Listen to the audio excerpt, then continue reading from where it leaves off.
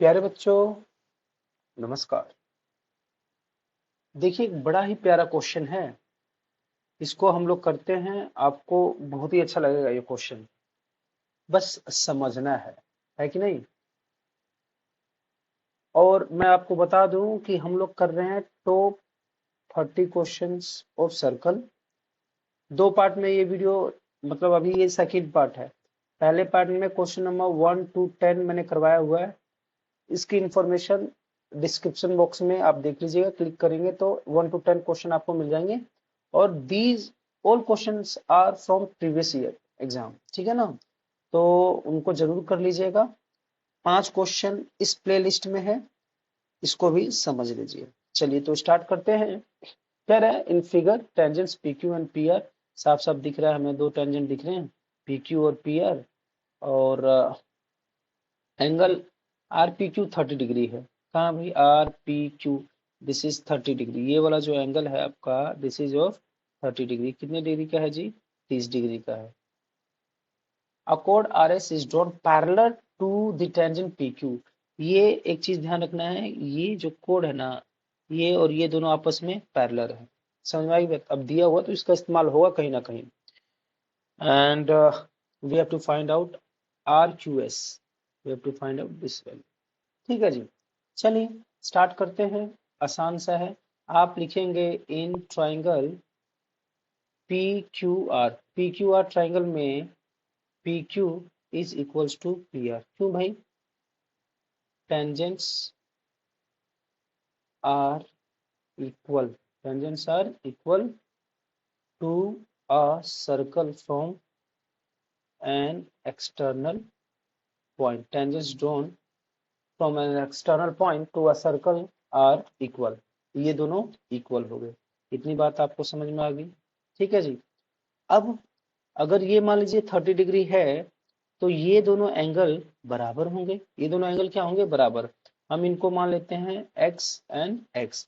So x plus x degree plus 30 is equal to 180। Angle sum property क्या लगेगा? Angle sum property कि भाई एक ट्राइंगल में sum of the angles will be 180 degree.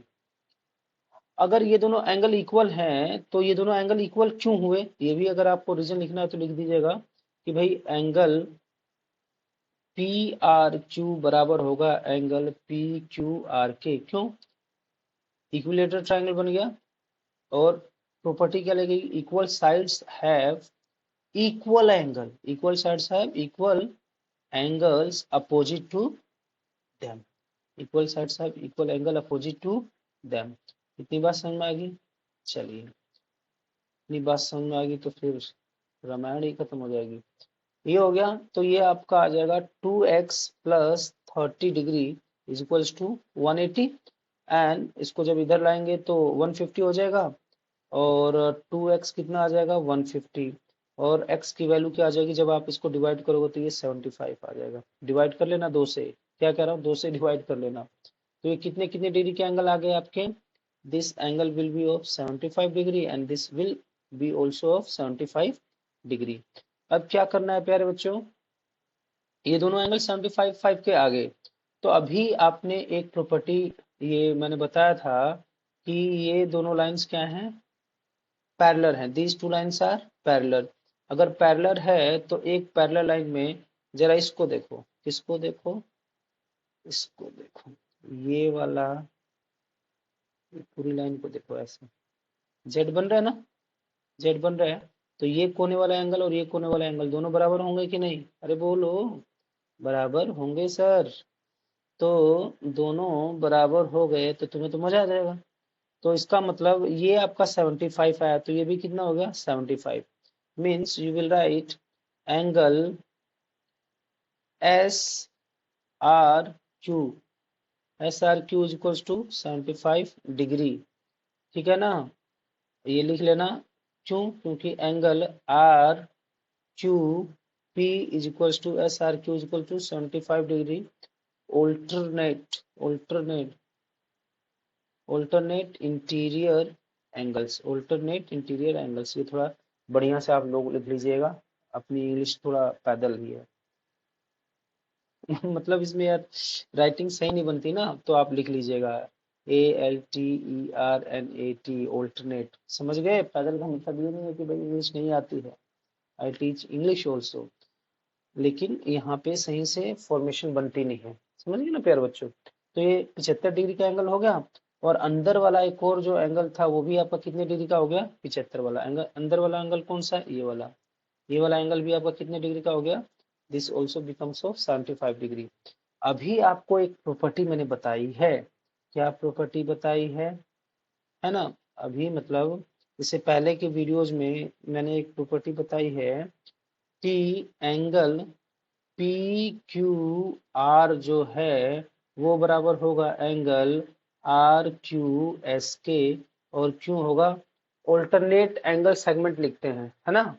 Alternate angles हैं ये जो, इस तरीके से लिख सकते हैं, लेकिन मैंने पूरा लिखवाया था। क्या लिखवाया था? Angle made, angle between tangents and code. देखो इस तरीके से प्यारे बच्चों, टेंजेंट और कोड के बीच में जो एंगल बनेगा ना, मान लो ये कोड है, ये कोड है और ये टेंजेंट है, इनके बीच में जो एंगल बनेगा वो बराबर होगा यहाँ जो अल्टरनेट सेगमेंट में जो एंगल बना है। समझ में आ रही है बात? तो यहाँ पे टेंजेंट और कोड में बताओ जरा कौन सा एंगल बना है? ये वाला एंगल बना है ना। ये कोड, अगर इस लाइन को मैंने कोड माना, कोड माना क्या है, ये लाइन अगर कोड दिख रही है आपको और ये टेंजेंट है, तो इसके बीच में एंगल क्या होगा? ये वाला एंगल हो गया। और ये एंगल अभी आपने कितना निकाला था? 75 डिग्री। ये 75 डिग्री है, तो इसके ऑल्टरनेट सेगमेंट में देखो, ऑल्टरनेट का मतलब ये नहीं देखना, ये नहीं देखना, इसके सीधा। तो वो अगर ये 75 है तो ये भी कितना हो जाएगा? 75 डिग्री। समझ में आ गई क्या बात? 75 डिग्री। तो इसका आप रिजल्ट लिख दीजिएगा, alternate segment angle, alternate segment angle. ये काम चोरों का काम है। आप पूरा लिखिएगा। क्या लिखना है आपको? एंगल बिटवीन, ये फुल लिखना होता है ना बेटा, angle between tangents, angle between tangents and code. Tangents और कोड के बीच में जो एंगल है बराबर होगा angle formed, angle formed by the code, angle formed by the कोड इन ऑल्टरनेट सेगमेंट। समझ में आ गई बात ना? ये अच्छे से लिखना, आसान से तो है यार। Angle form in between tangents and code, tangent और कोड के बीच में जो एंगल बना है ना वो बराबर होगा, किसके बराबर होगा? एंगल फॉर्म बाय द कोड इन ऑल्टरनेट सेगमेंट। इतनी बात समझ में आ गई ना? हाँ, ऐसे समझना है इसको। तो वो दोनों भी 75 75 के हो गए। और अगर मैं बोलूं कि भाई इस ट्राइंगल को कंसीडर कीजिए, कौन से ट्राइंगल को? इन ट्राइंगल एस, क्या नाम था उसका? SRQ। ट्राइंगल का क्या नाम था? SRQ। अरे देख लो, SRQ ही है ना, SRQ। अब SRQ में हमने अभी तो निकाल दिया, क्या निकाला? ऐसे करके है ना ये, this is 75 degree, this is also 75 degree. तो इसको आप क्या मान लेंगे? इसको मान लो ए, मान लो इसको, क्या मान लो? A. 75 degree plus 75 degree plus A is equals to 180 degree. Angle sum property, ये रीजन जरूर लिखना होता है। ए की वैल्यू कितनी आ जाएगी? 180 में से इन दोनों को जोड़ोगे तो 150, और 150 माइनस करोगे तो the value will be 30 degree. Value कितनी हो जाएगी प्यारे बच्चों? 30 डिग्री हो जाएगी। समझ में आ गई बात? ये आपको आ गई ना बात समझ में? आ जाए वहीं पे। तो ये मतलब बड़ा आसान सा क्वेश्चन है, पता नहीं क्यों इसका हुआ बना रखा है, मुश्किल है। तो एंगल आर क्यू एस आपका क्या आ गया? It comes 30 degree. फिर से आपको समझा दे एक बार, बेसिक कंसेप्ट समझा दे क्या है। कुछ भी नहीं है, कुछ भी नहीं है, ये एक सर्कल होता है और सर्कल में टेंजेंट बनता है, और टेंजेंट से एक कोड बनाते हैं, और टेंजेंट और कोड के बीच में जो एंगल होता है मान लीजिए 75 होता है। तो इस कोड के जो ये दो पैर लगे हुए हैं, इन पैरों को सर्कल पे मिला दो, कहीं पे भी मिलाओगे तो अल्टरनेट सेगमेंट में जो बना है, देखो ये सेगमेंट तो ये तो इसका है, अल्टरनेट सेगमेंट ये बचा हुआ है। तो इन दोनों एंगल को नहीं कंसीडर करना, इसके सामने वाले को कंसीडर करना। तो अगर वो 75 है तो ये भी 75 हो जाएगा। और थोड़ा प्रेम से इसका रीजन दोबारा लिखवा देता हूं, अच्छे से लिख लीजिएगा। आलसी जो बच्चे होते हैं वो वाला काम मत करना, नहीं तो आधा नंबर कट जाएगा, 100 से चूक जाओगे। लिखो angle between tangent, angle between tangent and क्या है ये, कोड।